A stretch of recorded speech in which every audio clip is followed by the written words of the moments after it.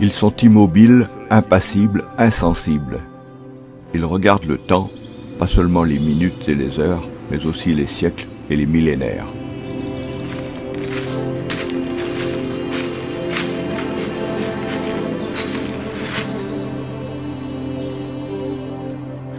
On leur donne entre 7000 et 4000 ans d'âge, et nul ne sait quel peuple les a édifiés. Qui étaient ces hommes? D'où venaient-ils? Que faisaient-ils? Que sont-ils devenus? Nul ne sait. Pas d'écriture, peu de gravures, peu d'objets, pas de restes humains. Et s'il y en avait, comment savoir s'ils étaient contemporains de ces monstres mystérieux et mutiques?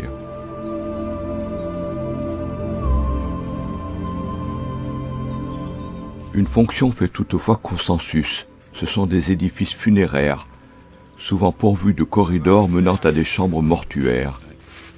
Ils étaient recouverts d'un tertre de pierre ou de terre, souvent détruits par l'érosion naturelle et par les ponctions humaines au fil des siècles.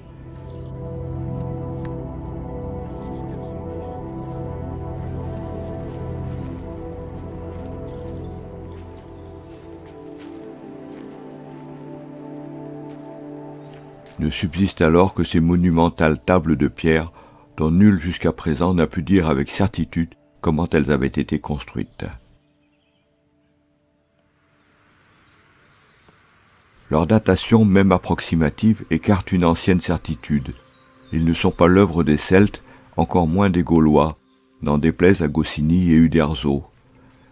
Leur répartition sur la planète est sidérante. On en trouve en Corée, au Japon, en Amérique du Nord.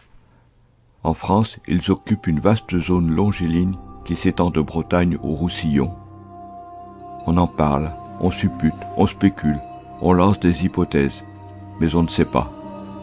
Leur éternité nous réduit à la modestie. Laissons-les nous regarder passer et disparaître.